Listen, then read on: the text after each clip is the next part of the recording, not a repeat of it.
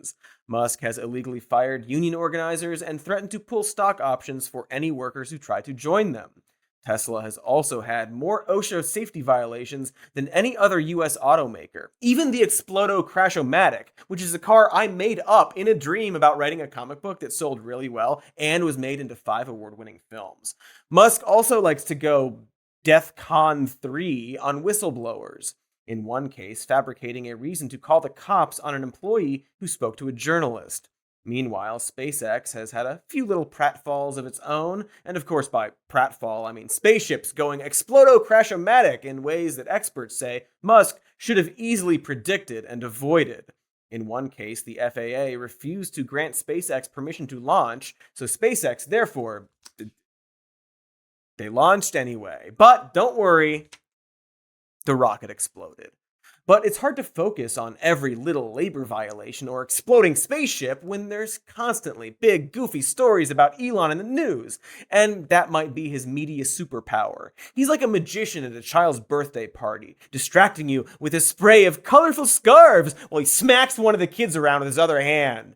And the same way he often distracts from his own genuinely insidious leadership, it really seems like Musk also distracts from the terrible actions of other CEOs. Maybe he's a psyop, as Elon would put it when referring to literally anything. A good way to draw focus away from the many misdeeds of these other tech bosses. Of course, most of them just tend to be savvier, flying under the radar, so as to not scare off potential investors who might be hesitant to put their money in the hands of a cartoonish asshole, aka cowards. And so, we're going to talk about them all today. Or more accurately, a handful that we felt like talking about.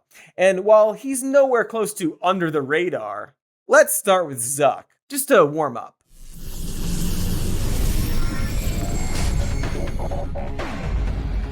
Mark Zuckerberg! Taking just one small step away from the center of the spotlight, Mark Zuckerberg has been quietly and passively benefiting from Musk's antics for a long time now. Like how after Musk challenged Zuckerberg to a cage match, Zuckerberg said, "Send me location," and seemed to genuinely try to set up an official fight. Musk resisted attempts to pin down both Zuckerberg and an official location or date, citing the fact that he's going to need an MRI and possibly surgery beforehand, and that he'd first like to do a practice round, to which Zuckerberg publicly wrote, "I think we can all agree Elon isn't serious and it's time to move on. If Elon ever gets serious about a real date and official event, he knows how to reach me." Zuck almost sounds like the cooler dude in that situation, until you remember he's trying to get another tech CEO to follow through on their promise of a public cage match for publicity. For them. Mark has never really charmed any segment of the public, or any real-life acquaintance for that matter, or the assistant he pays specifically to be charmed by him. I'm pretty sure he's part corn cream, which, yes, I still haven't cleaned up since that episode we did, and it's rippling? It's rippling. But by simply listening to his PR team, Zuck can often come across as normal, or even likable next to Musk. But, and I can't stress this enough, Mark Zuckerberg is not cool, and has his own misanthropic Emperor of Mars type tendencies. Long ago, before your aunt started posting image macros of minions next to quotes from Mein Kampf, young Harvard student Mark Zuckerberg created a website called FaceMash.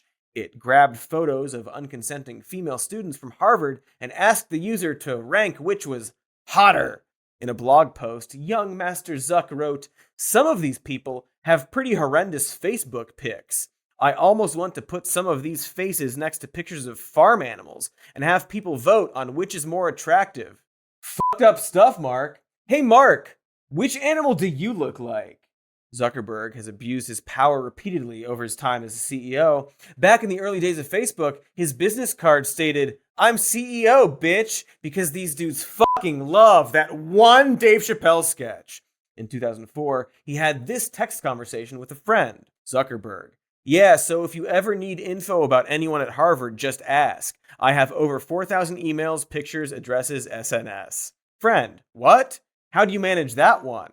Zuckerberg, people just submitted it. I don't know why. They trust me. Dumb fucks." No doubt you know some of this stuff. I mean, they made a whole movie about it, and he was the villain. He screwed over Spider Man. You love Spider Man. In the 2010s, Zuck helmed plans to offer up user data to companies as a way to reward them for spending money on Facebook. And yet, at the same time, Facebook was publicly claiming it took concerns about user privacy seriously. So, yeah, he sucks, and his recent facelift as a normal dude compared to Elon Musk is largely opportunistic. In reality, Zuckerberg has been throwing everything at the wall to see what will stick in terms of building a likable exterior, and placing himself next to an even weirder, eviler dork is the best plan he could come up with. That includes his previous plan of cultivating a manosphere persona by going on Joe Rogan to talk about how much he loves UFC and jiu-jitsu, wrestling friends, and how he thinks that watching television is beta, specifically as opposed to the apparently more alpha social media. So who said it? Oh, Zuckerberg. Wait, so like the alpha thing to do is to use social media websites, which he owns. Unlike beta television. What a weird thing to say.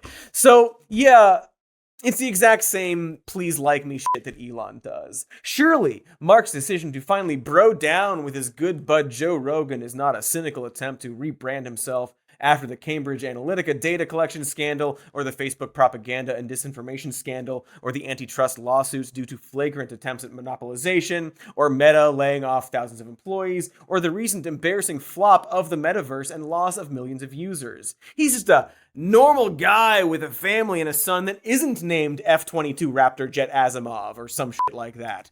Boy, that bar is low and disturbing. Like the corn cream at my feet.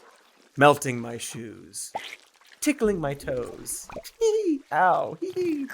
Ow. Ugh. Okay, so those are like the two main dudes. The easy mode of the guitar hero that is this episode. Now it's time to do some advanced fingering. Guitar fingering, not the sex kind. Both are cool though, and both can help the other. So it's just Fingertown. We're in Fingertown right now. Okay, pop quiz hotshot. Do you know who the CEO of Snapchat is? It's this guy, Hotshot. God, you're such a hotshot. His name is Evan Spiegel, yet he is somehow not a youth pastor. He seems like a cool, hip guy. He's not. That's kind of the theme of this episode. Hey, speaking of themes, Evan Spiegel. That classic theme, generic filler music. Evan grew up in a very wealthy family and then used that wealth to take control of the idea for Snapchat from his Stanford classmate Reggie Brown. Spiegel developed it into a company, ousted Brown, and then used his vast legal resources to keep him out of the picture. The worst part is, Reggie couldn't even take screenshots as evidence without Evan being notified. That's not true. It's just how Snapchat works. It's a little Snapchat for you. It's a textbook CEO double cross, the old Zuckerberg shuffle. I mean, who among us hasn't screwed a friend out of equity in a company conceived solely off that friend's idea? Maybe that sort of betrayal just isn't flamboyant enough to be worth our national interest. Are there any other naughty things Evan Spiegel's been up to? Well, in 2014, we got a series of leaked emails by Spiegel when he was in a fraternity at Stanford. But I'm sure that's not totally fucked up stuff, but rather the kind of wise words you have come to expect from a future CEO, such as, "Hope at least 6 girls sucked your dicks last night, because that didn't happen for me." Oh, it didn't happen for him. And "fuck bitches get laid," as well as, "I thought the whole point was to shoot lasers at fat girls." And that last one was in reference to an anniversary screening of Saving Private Ryan. That's the worst part. But maybe it's a bit unfair to judge Evan Spiegel for some bawdy, youthful emails. Again, I implore you, what college kid hasn't repeatedly and in writing espoused a wanton disrespect for women if 6 or more of them failed to suck their dicks last night? I mean, a lot. I hope. But the point is that Evan could easily have evolved as he took on the mantle of CEO of a company he stole from his friend. He could have. Easily. But he didn't. Instead of juvenile, sexist, frat bro behavior, Spiegel graduated to mature, sexist, tech company behavior, at least according to former employees who, in 2018, alleged that he'd fostered a sexist and toxic workplace. At the time, only 13% of Snapchat's technical workforce and only 22% of upper management were women. Shannon Lubitich, a software engineer who left the company, described a pervading sexist vibe, including company parties